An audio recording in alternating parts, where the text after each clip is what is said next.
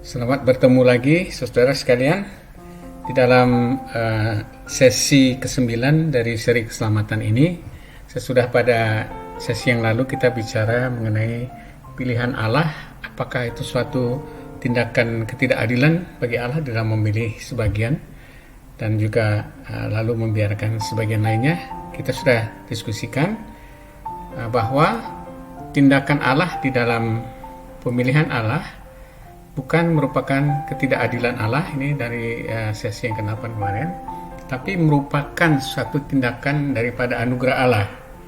Kita sudah diskusikan apa bedanya keadilan Allah dengan anugerah Allah. Jadi kesimpulan daripada sesi yang 8, kita ulangi lagi, adalah Allah adalah adil dan selalu adil. Karena apa? Karena ia memberi kesempatan sama, ya, adil kepada semua orang untuk mempertanggungjawabkan perbuatan-perbuatan mereka. Jadi setiap orang diberi kesempatan sama untuk mempertanggungjawabkan perbuatannya. Itu adalah keadilan daripada Allah. Tetapi karena semua orang sudah ada dalam dosa, maka secara keadilan seharusnya semua orang harus dihukum ke neraka. Jadi kalau kita hanya mengandalkan atau menyandarkan diri kita kepada keadilan Allah, maka tidak seorang pun yang luput daripada hukuman kekal, hukuman terhadap dosa. Maka jika tidak ada anugerah, semua manusia akan binasa. Itu kita sudah diskusikan dalam sesi yang lalu, sehingga umat manusia memerlukan anugerah Allah, ya, untuk menyelamatkan dia. Karena kalau manusia Allah hanya menyatakan keadilannya saja, dan itu memang adalah hak dia. Keadilan itu adalah merupakan pertanggungjawaban setiap orang secara sama. Allah itu adil, ya. Tetapi kalau manusia hanya diberi keadilan Allah saja, maka semuanya akan binasa, karena semua manusia sudah berdosa. Sehingga manusia memerlukan anugerah, dan pilihan dan predestinasi Allah itu adalah tindakan anugerah Allah sebagai jalan satu-satunya untuk dapat diselamatkan dari hukuman maut. Kalau Allah tidak memilih orang-orang yang akan diselamatkan, orang-orang yang diberi anugerah, maka tidak satu pun daripada kita akan dapat diselamatkan. Itulah sesi yang ke-8. Nah, kita mulai masuk sekarang kepada inti daripada diskusi kita dalam sesi keselamatan yang ke-9, yaitu apakah pilihan Allah itu adalah takdir. Ya, banyak orang mengatakan bahwa kalau gitu kita sama orang Kristen, Alkitab orang Kristen sama dong kalau gitu konsepnya dengan takdir. Ya, kita hidup, ya ngapain kita berusaha hidup baik, toh kalau takdir kita harus binasa atau takdir kita harus terjadi begini, maka kita tidak berkuasa apa-apa. Nah, kita akan diskusikan di sini apakah pilihan Allah itu sama dengan takdir. Ya, kita mulai daripada definisi takdir itu sendiri. Ini takdir ini kalau kita melihat dari kamus lengkap bahasa Indonesia, maka secara etimologi dia diambil dari bahasa Arab, yaitu takdir, yaitu ketentuan. Jadi kalau takdir Allah itu adalah ketentuan daripada Allah sendiri, ya. Nah, tapi apa isinya takdir itu? Arti daripada takdir itu? Kamus bahasa Indonesia itu tidak memberikan keterangan yang lebih jauh daripada ini. Maka kita akan melihat definisi bahasa Inggrisnya yang biasa disebutkan dengan determinism, atau kadang-kadang disebut juga fatalism, ya. Ini menyatakan bahwa itu adalah suatu doktrin bahwa semua kejadian termasuk juga tindakan-tindakan manusia, semuanya itu ditentukan oleh hal-hal yang di luar daripada kehendak manusia itu sendiri, ya. Misalnya kematian, kemudian kelahiran, kemudian kecelakaan dan sebagainya.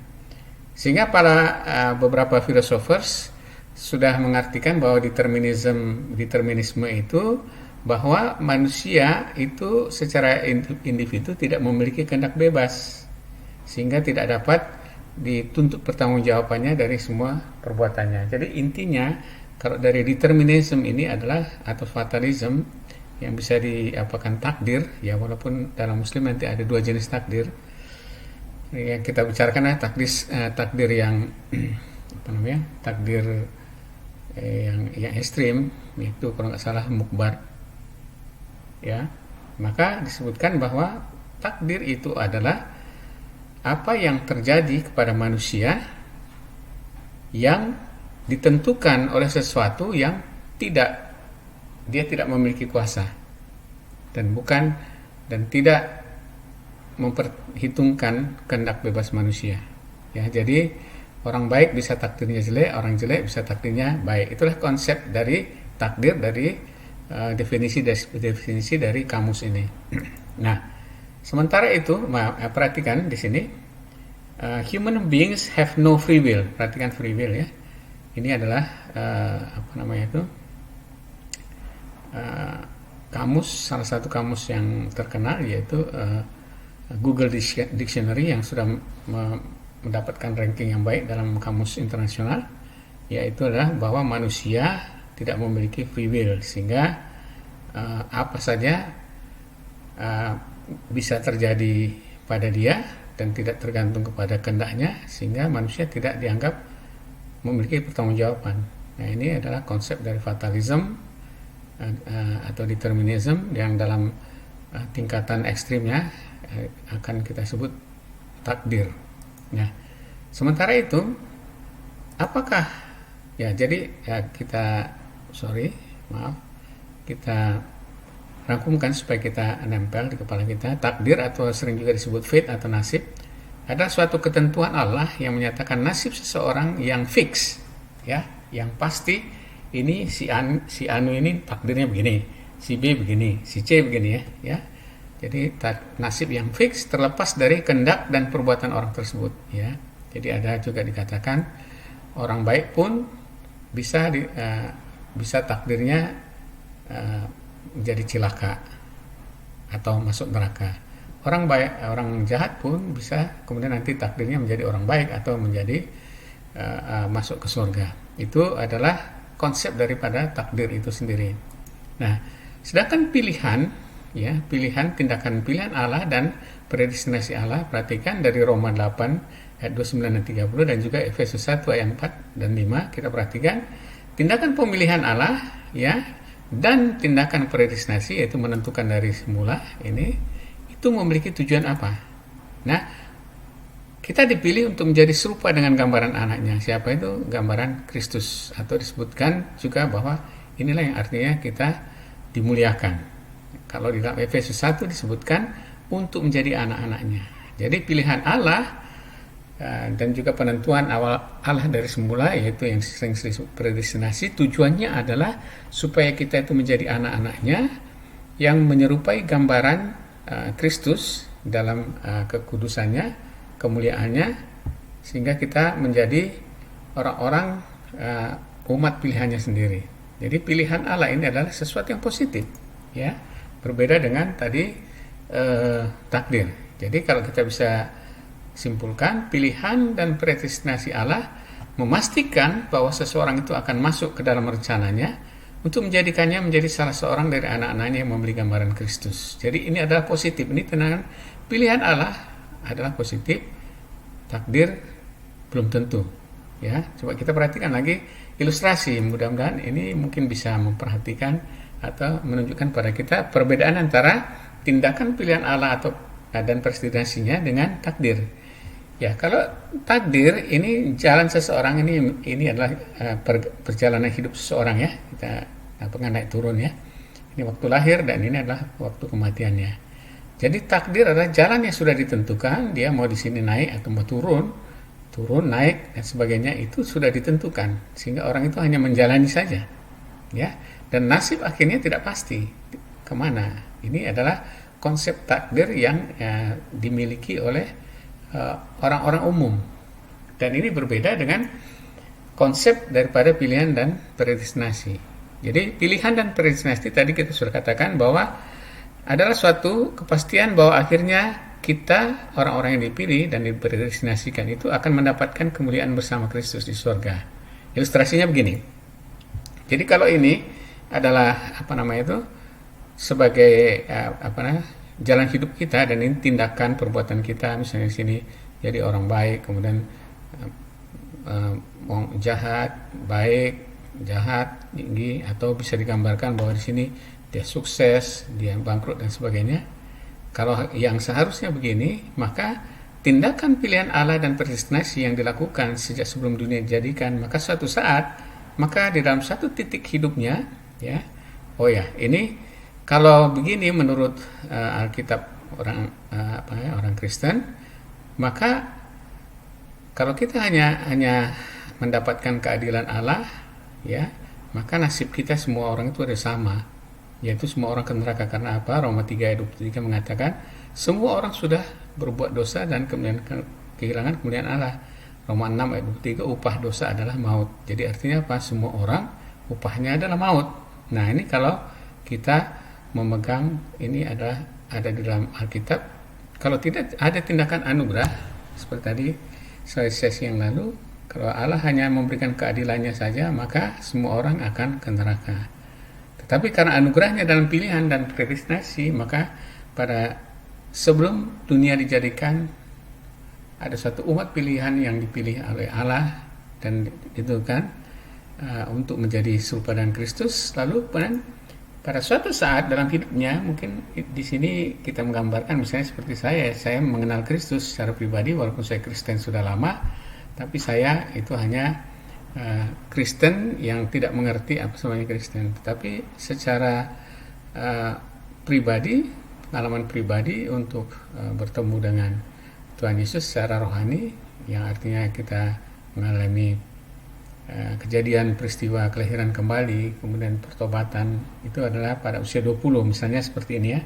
Jadi pada saat usia 20, maka seperti urut-urutan keselamatan yang lalu, pada saat ini dipanggil, ya saya dipanggil dalam satu Babel ke mahasiswa, sehingga dapat percaya. Ini bukan percaya yang menjadi Kristen dari kecil, dari ini, tidak. Tapi baru kita mengerti, ini percaya iman yang daripada Kristus, iman daripada Allah yang diberikan pada saat kita mendengar panggilan Injil, kemudian dilahir barukan sehingga kita bisa percaya. Nah, sesudah kita percaya, maka kita dibenarkan, diangkat menjadi anak-anak Allah. Dan setelah itu, maka kalau yang biru ini kita gambarkan, inilah proses seseorang itu kemudian dipimpin hidupnya oleh Tuhan sendiri, dilahirkan kembali, diselamatkan. Walaupun di dalam keselamatan itu dia ada naik, turun, mungkin jatuh ke dalam dosa, bahkan dosa yang lebih dalam daripada, lebih jahat daripada masa dia, kalaupun dia belum bertobat, tetapi kemudian akan naik lagi dan sebagainya. Ini proses ini selama hidup, mulai dari dia dipanggil Tuhan sampai kepada kematiannya, ini yang disebutkan proses penyucian. Baru pada akhirnya seperti Roma 8 ayat 28 disebutkan apa? Satu titik, orang-orang yang dipilih dan dipredestinasikan sini suatu saat akan dipanggil, dan mereka yang dipanggilnya akan dibenarkan, dan mereka yang dibenarkan akan dimuliakan. Jadi mereka di sini kemudian pada saat mereka dipanggil Tuhan, maka mereka masuk ke dalam kemuliaan bersama-sama Tuhan. Karena apa? Mereka sudah diberikan anugerah keselamatan, dosa mereka sudah diampuni, sudah ditebus, sudah ditanggung oleh Kristus. Maka mereka menjadi umat yang dimuliakan, yang langsung akan berada bersama Tuhan di sorga. Nah, inilah perbedaan antara takdir yang tidak pasti, yang gelap, sehingga itu sering disebut fatalisme, dengan pilihan dan predestinasi, yaitu bahwa pilihan predestinasi Allah ini memastikan ya bahwa orang yang dipilih ini akan dibawanya dalam proses yang pada akhirnya adalah dimuliakan. Itu Roma 8 ayat 29 sampai 30. Nah, jadi secara garis besar beda antara takdir atau fatalisme atau determinisme itu dan pilihan dan predestinasi begini. Dalam takdir, maka manusia sudah ditetapkan jalan hidupnya secara fix, terlepas dari perbuatannya, ya. Jadi dia akan mengalami ini, itu tidak sudah fix, sudah ditentukan, ya, terlepas daripada dia perbuatannya bagaimana. Tetapi dalam pilihan dan predestinasi, manusia yang Allah tahu akan binasa diberikan anugerah untuk dapat diselamatkan menjadi anak-anaknya dan masuk ke dalam kemuliaan Allah, ya. Jadi ini adalah suatu tindakan Allah yang menyelamatkan manusia yang harusnya binasa. Ya. Nah, kalau dalam takdir juga tidak ada kepastian tentang nasib akhirnya. Naik turun, akhirnya gimana? Terus mau kemana? Apakah sudah mati aku ke surga atau ke neraka? Ini tidak ada. Takdir ini sangat mengenaskan karena tidak ada harapan sama sekali. Sementara pilihan dan predestinasi tujuannya itu pasti, ya. Allah memberi kepastian akan nasib akhirnya, yaitu dimuliakan sehingga menjadi kudus, ya, dimuliakan dan menjadi sama dengan gambaran Kristus. Nah, di sini takdir itu Allah aktif, tidak pasti. Dia aktif untuk menetapkan, tetapi ketetapannya itu tidak pasti bagi kita. Apakah tanggal sekian saya harus begini, kemudian pada akhir hidup saya apakah saya akan ke surga atau tidak. Dan manusia itu pasif, tidak pasti juga. Manusia kedudukannya menerima, dan itu menerima sesuatu yang tidak pasti juga. Bahkan kehendak manusia itu tidak relevan di dalam penentuan takdir. Dia orang yang berikhtiar baik juga takdirnya bisa jelek dan sebagainya. Ya, itu konsepnya dari takdir. Sementara dalam pilihan dan predestinasi, maka Allah itu aktif positif. Artinya apa? Allah secara aktif itu menyelamatkan orang-orang yang harusnya dihukum, dan manusia menjadi aktif positif. Maaf, ini adalah positif. Artinya, kenapa aktif positif? Karena Allah memakai kehendak manusia untuk memenuhi rencananya. Jadi Allah tidak meniadakan kehendak manusia, tetapi justru Allah memakai kehendak manusia untuk memenuhi rencananya. Itu dalam Filipi 2 ayat 12 dan 13. Kita baca aja, kita review sesudah ini. Tapi sebelum itu kita pastikan bahwa perbedaan paling utama kalau kita mau mengingatnya adalah bahwa takdir itu tidak pasti, tetapi pilihan dan predestinasi itu pasti, yaitu kebaikan.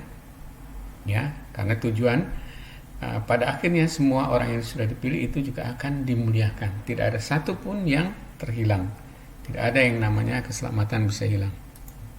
Ya. Nah, ini kita lihat di sini bagaimana Allah itu aktif di dalam kehendak manusia itu sendiri untuk membawa manusia itu memenuhi rencananya untuk dimuliakan. Jadi manusia di dalam Kristen sesudah diselamatkan, dia bukan pasif. Pada saat dia berdosa, memang dia pasif karena dia tidak bisa berbuat apa-apa. Sesudah Allah memberikan anugerah hidup baru, Roh Kudus dimeteraikan Roh Kudus dan dalam orang itu, maka dia menjadi seorang yang aktif. Karena apa? Kita baca itu nanti dalam ayat 13, tapi kita mulai dari ayat 12 supaya kita, karena ini ayat-ayat yang sering disalahartikan, ya. Nah, ini Filipi, ya. Ini dalam bahasa Inggris softwarenya. Hai saudaraku yang kasih, kamu senantiasa taat, karena itu tetaplah kerjakan keselamatanmu dengan takut dan gentar, bukan saja seperti waktu aku masih hadir, tetapi terlebih pula sekarang waktu aku tidak hadir. Ini sering disalahartikan seolah-olah kamu harus kerjakan keselamatanmu, maksudnya supaya kamu selamat, atau keselamatanmu itu supaya nggak hilang, ya, dengan takut dan gentar. Tidak, artinya ini adalah kamu sudah memiliki keselamatan, pakailah keselamatanmu itu secara produktif, ya, sama seperti mengisi keselamatannya dengan hal-hal yang produktif. Misalnya sama seperti ini, isilah kemerdekaanmu dengan hal-hal yang positif. Kita sudah merdeka, kita nggak perlu berbuat produktif supaya kita merdeka, karena kita sudah merdeka, ya. Tetapi pakailah kemerdekaanmu untuk berkarya bagi nusa dan bangsa secara produktif. Kira-kira begitu sama ini. Artinya kerjakan keselamatanmu ini, ya. Kenapa kita harus mengerjakan keselamatan ini? Nah, inilah ayat 13 yang sering tidak dipikirkan orang atau tidak dilihat orang, karena sangat tertarik yang 12 ini. Tetapi ayat 13 itu ada kata karena. Karena apa? Kita melakukan ini karena apa? Perhatikan, Allah lah yang mengerjakan di dalam kamu. Jadi kita harus sesudah kita diselamatkan, kita harus mengerjakan keselamatan kita secara produktif, karena Allah di dalam kita itu mengerjakan sesuatu. Apa itu? Di mana Allah mengerjakan? Itu dikatakan baik kemauan. Jadi saudara sekalian, orang Kristen sudah diselamatkan, Roh Kudus tinggal di dalam orang itu. Kalau tidak ada kemauan yang berubah, misalnya dulu malas baca Alkitab, sekarang kemauannya tetap aja malas baca Alkitab, tidak mengerti baca Alkitab, tidak ada kemauan, maka itu salah satu tanda bahwa kita itu belum diselamatkan, karena tidak mungkin Roh Kudus di dalam seseorang itu tidak memberi kemauan untuk produktif, minimal untuk mengerti firman Tuhan, ya. Karena apa? Karena Allah yang mengerjakan di dalam kami baik kemauan. Jadi Allah itu memakai kemauan kita maupun pekerjaannya. Pekerjaan ini diterjemahkan dari kata Yunani ini dunamai. Dunamai itu ya seperti dinamit, ya. Itu adalah suatu tenaga, suatu kuasa. Ini bisa kita katakan kemampuan, ya. Jadi Allah sudah memberikan kepada kita kemauan dan kemampuan. Karena itu, pakailah itu untuk menjadi produktif. Itulah artinya di sini. Nah, jadi kita lihat di sini bahwa Allah di dalam pekerjaannya waktu memilih, kemudian menetapkan dari semula, kemudian dia membuat seseorang itu dibenarkan karena dia dilahirbarukan sehingga bisa percaya. Lalu kemudian masuk ke dalam proses sanctification. Itu semuanya dalam proses sanctification, ada proses penyucian itu, ya, sebelum dimuliakan pada akhir hidup kita. Maka Allah itu sendiri secara aktif memakai kemauan kita dan juga memberikan kemampuan kepada kita untuk melakukan pekerjaannya. Beda dengan takdir. Takdir dibiarkan aja kita mau ngapakan, dan itu sudah ditetapkan, kamu mati begini, kamu sakit begini, kamu kecelakaan begini dan sebagainya. Tidak ada nih. Tapi Allah tidak. Allah itu justru bekerja bersama-sama dengan kita, di dalam kita, melalui kemauan kita, dan memberikan kemampuan pada kita. Jadi dalam pilihan, dalam tindakan anugerah Allah pilihan, itu Allah secara aktif untuk terlibat di dalam manusia melalui kemauan dan juga kemampuan, memberi kemampuan pada manusia itu untuk memenuhi rencananya, yaitu sampai kepada dimuliakan. Nah, inilah bedanya pilihan dengan takdir. Jadi tidak sama toh. Jadi intinya takdir tidak mempertimbangkan kehendak manusia, tetapi pilihan melibatkan kehendak manusia untuk menggenapi rencananya, ya. Perhatikan ini perbedaan ini. Takdir itu kehendak manusia tidak penting, ya. Mau kamu bertindak baik atau berkeinginan baik, bisa takdirnya jelek, atau sebaliknya bertindak jelek, tahu-taunya dia takdirnya bagus, sehat, kaya dan sebagainya. Itu beda, ya. Jadi ini sangat berbeda antara pilihan Allah dengan takdir. Nah, di dalam iman Kristen tidak ada yang namanya konsep takdir. Kalau Anda baca juga di dalam cari dengan software Anda seluruh perjanjian lama, perjanjian baru, tidak ada yang disebutkan takdir ini, ya. Karena Allah itu selalu bekerja secara aktif melibatkan kehendak manusia yang untuk menggenapi rencananya. Jadi tidak ada konsep takdir dalam iman Kristen. Yang ada dan mendominasi Alkitab, yaitu secara signifikan, itu adalah Allah yang memberi anugerah. Makanya disebut banyak konsep-konsep atau istilah-istilah disebut kasih karunia, anugerah, Tuhan memberikan kasih sayangnya dan sebagainya. Jadi dalam Alkitab tidak ada takdir, tidak ada konsep takdir dalam iman Kristen. Yang ada adalah tindakan anugerah Allah yang dimulai dengan pilihan dan penetapan dari awal, itu yang disebut predestinasi, yang kemudian nanti itu semuanya itu digenapi lewat penggenapan penebusan, yaitu datangnya Dia di dalam Kristus sebagai korban penebus dosa. Ini sangat penting, ya. Perhatikan hal ini sangat penting. Nah, kalau kita lihat Roma 8:28 sekali lagi, kita tahu sekarang bahwa Allah turut bekerja di dalam segala sesuatu untuk mendatangkan kebaikan bagi mereka yang mengasihi Dia, yaitu bagi mereka yang terpanggil sesuai dengan rencana Allah. Jadi semua itu kerjasama untuk mendatangkan kebaikan bagi siapa? yang mengasihi dia, yaitu mereka yang terpanggil. Bagi orang-orang pilihan yang sudah dipanggil, maka segala sesuatu bekerja menurut mendatangkan kebaikan, ya. Nah, ini kita coba, ya, tujuannya itu untuk mendatangkan kebaikan. Perhatikan, tidak ada, ini sangat berbeda dengan takdir yang tidak pasti, dan juga kalau pilihan Allah ini adalah untuk mendatangkan kebaikan. Ya, nah, kita lihat secara kontekstual, itu Roma 8 ayat 28 sampai dengan 30. Karena apa? Karena orang itu hanya sering mengutip Roma 8 ayat 28, sehingga dikatakan apa? Bagi orang yang tidak percaya juga disebutkan nggak apa-apa, itu Allah itu nanti pada akhirnya semuanya baik. Bagi orang yang tidak percaya, sebenarnya di sini tidak ada, karena ini berlaku hanya untuk bagi mereka yang mengasihi Dia. Bagi orang yang percaya, bagi mereka yang terpanggil. Bagi orang yang tidak percaya, ini tidak berlaku, ya. Tuhan perhatikan. Nah, cuman di dalam penulisan atau penerjemahan LAI ini sebenarnya di dalam terjemahan-terjemahan lain, ya, misalnya dalam bahasa Inggris atau Yunani sendiri, tidak ada yang disebutkan Allah turut bekerja. Yang ada adalah kamu tahu sekarang bahwa segala sesuatu turut bekerja untuk mendatangkan kebaikan bagi mereka yang mengasihi Dia, ya. Nah, karena apa? Tapi ya prinsipnya tentu di belakangnya Allah. Tapi kalau Allah turut bekerja, ada pengertian seolah-olah manusia itu bekerja sama dengan Allah untuk mendatangkan kebaikan. Tidak, hanya Allah yang bisa mendatangkan kebaikan.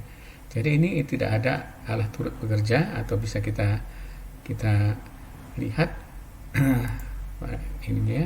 Nah, ini kita lihat bahasa terjemahan bahasa lainnya lah. Ya, misalnya dari English Standard Version itu, and we know that for those who love God all things work together for good. Semua bekerja sama, semua hal bekerja sama untuk mendatangkan kebaikan. Ya, tidak ada kata Allah. Tidak ada Allah turut bekerja, tidak ada, ya. Kemudian nanti bisa dilihat Greeknya juga. Nah, kalau International Standard Version juga begitu.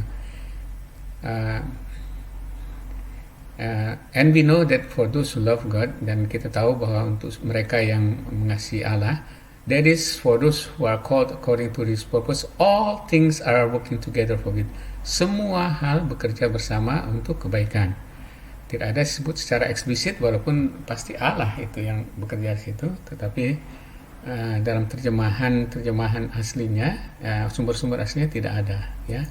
Begitu juga dalam King James, ya, and we know that all things work together for good to them that love God, to them who are called according to His purpose. Ya, di sini kan that all things work together for good.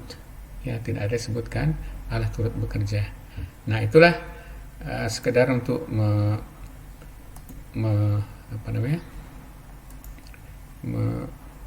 komen untuk masalah terjemahan ini, ya. Tapi perhatikan bahwa konsep ini untuk mendatangkan kebaikan, yaitu bagi mereka yang terpanggil sesuai dengan Allah, rencana Allah. Nah, baru nanti ayat 29 ini sebab. Nah, ini semuanya ini dijelaskan oleh ayat 29 sampai 30. Kenapa? Semuanya itu, segala sesuatu mendatangkan kebaikan pada akhirnya kepada kita, ya. Sebab semua orang yang dipilihnya dari semula, perhatikan, semua orang yang dipilih itu, yang dipilih dari semula, mereka juga ditentukan dari semula untuk menjadi serupa dengan Kristus. Dan semua orang itu yang sudah ditentukan ini, yang sudah dipilihnya itu, mereka kemudian akan dipanggilnya. Jadi ini mereka yang sudah dipilih dan ditetapkan itu bukan dibiarin aja, tapi dipanggilnya dengan panggilan Injil, ya. Kalau perjanjian baru panggilan Injil, kalau perjanjian lama itu Allah langsung memanggil. Makanya orang-orang yang dipilih, misalnya seperti Nuh, Abraham, itu bukan karena mereka mengenal Tuhan, tidak, tetapi Tuhan menyatakan dirinya dan Tuhan memanggil mereka. Jadi aktifnya itu semua dari Tuhan. Karena itu perhatikan, dipanggil, dibenarkan, itu artinya apa? Orang tersebut bukan bukan keselamatan itu bukan akibat dia, tetapi pekerjaan Allah, ya. Dipanggilnya, dibenarkannya, dan dimuliakannya. Perhatikan di sini, kenapa segala sesuatu mendatangkan kebaikan bagi kita pada akhirnya? Karena kita orang pilihan itu semuanya akan dipanggil, dibenarkan, dimuliakan. Artinya tidak nyangkut, dipanggil kemudian dia nggak percaya sehingga dia tidak dibenarkan, enggak.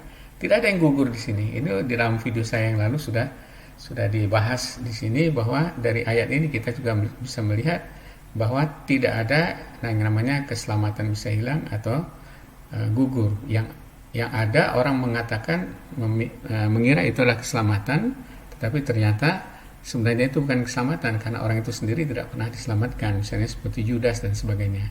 Orang-orang yang murtad itu adalah bukti kemurtadan mereka, ada bukti bahwa mereka tidak pernah diselamatkan. Jadi saudara sekalian, itu nanti dalam 1 Yohanes 2 ayat 19 itu disebutkan di situ, ya. Jadi saudara sekalian tidak usah terlalu bingung kalau mengatakan, wah itu bagaimana para mualaf yang dulunya profesor doktor atau mungkin apalagi yang tidak profesor doktor, ya, itu kok mereka, ya karena mereka dari awalnya mereka bukan orang yang sudah diselamatkan. Pengetahuannya memang banyak, tapi bukan orang yang pernah diselamatkan. Karena yang domba sejati, karena nanti dalam Yohanes 10 ayat 27 disebutkan bahwa bukan apakah orang itu mengenal Allah, tidak, tapi apakah Allah mengenal orang itu, ya. Ayat Yohanes 10 ayat 27 sebutkan, domba-dombaku mendengarkan suaraku dan aku mengenal mereka dan mereka mengikut aku. Perhatikan, aku mengenal mereka, ya. Banyak orang menyatakan dia Kristen, dia mengenal Kristus, tapi sebenarnya Kristus tidak mengenal mereka. Nah inilah pilihan Allah. Jadi pilihan Allah itu mendatangkan kebaikan. Karena apa? Allah sendiri memastikan bahwa semua yang dipanggilnya itu kemudian akan sampai dimuliakannya. Nah, kesimpulannya, apa-apa saja poin yang bisa kita ambil perbedaan antara pilihan dan takdir. Ya, kita udah jelas bahwa pilihan Allah itu tidak sama, bahkan bertolak belakang dengan takdir. Kenapa? Pilihan Allah itu pasti. Ya, orang yang sudah dipilih Allah itu mereka pasti akan dimuliakan, walaupun jatuh bangun di dalam dosa, kemudian mereka pasti akan bertobat, sama seperti Simon Petrus, sekalipun sama, bahkan lebih parah kemurtadannya dibandingkan si Yudas, atau katakanlah kejatuhannya, tetapi dia bisa bertobat lagi, sementara Yudas tidak bisa bertobat. Kenapa? Dia diberikan anugerah untuk pada akhirnya akan dimuliakan, karena dia adalah pilihan, ya. Sementara takdir tidak ada sesuatu yang pasti. Anda tidak akan pernah tahu pasti takdirnya mau apa, mau kemana dan sebagainya. Nah, pilihan Allah adalah untuk kebaikan, sementara takdir juga tidak jelas tujuannya. Bahkan banyak takdir yang diasosiasikan dengan takdir yang jelek, ya. Nah, pilihan Allah itu seperti Filipi 2:13 tadi, itu memakai kehendak manusia untuk penggenapannya. Penggenapan daripada tujuan pemilihan itu adalah untuk menjadi serupa dengan gambaran Kristus, ya, atau dimuliakan. Sementara takdir, kehendak manusia tidak diperhitungkan, ya, terjadi gitu, mau dia kehendaknya baik, perbuatan baik, kalau terjadi kecelakaan atau terjadi ya itulah takdir. Ya, jadi kesimpulannya pilihan Allah itu tidak sama dengan takdir. Sahabat-sahabat Kristen awam dan juga yang teman-teman yang sudah selama ini mengikuti Back to the Bible Ministries BTBM Indonesia, di sini Anda dapat mendownload buku-buku, e-book yang berbobot yang bisa memberikan Anda insight dan juga pengetahuan yang baik di dalam bit.ly/BTBM Indonesia. BTBM adalah Back to the Bible Ministries. Ini pelayanan pengajaran. Ya, kemudian di sini juga di dalam BTBM Indonesia 2 Anda bisa juga mendapatkan MP3 daripada seri keselamatan. Ada 32 seri di sana. Nah, ini buku yang cukup tebal, ini mengenai jalan keselamatan yang bisa Anda download secara cuma-cuma dari kedua website ini, tapi lebih gampang dari website yang pertama, itu mengenai keselamatan. Itu buku tebal yang cukup komprehensif mengenai keselamatan, hampir 250 halaman A4 padat. Itu juga isinya adalah mengenai apa itu jalan keselamatan. Kemudian keunikan iman Kristen ini juga harus diketahui oleh orang Kristen. Apa itu keunikan iman Kristen di antara agama-agama di dunia? Yaitu ada 3 keunikan utama, yaitu Allahnya, kemudian jalan keselamatannya, dan Alkitabnya. Baru kemudian di sini ada buku-buku lain juga. Begitu juga Anda bisa mengikuti pengajaran-pengajaran dari Kristen Awam, dari Back to the Bible Ministry di YouTube, di channel Kristen Awam. Di dalam Facebook juga Kristen Awam atau @KristenAwam Pencari Sorga. Itu blog-blog yang baik juga dapat dibaca di sana. Ikutilah program-program kita ini. Tuhan memberkati.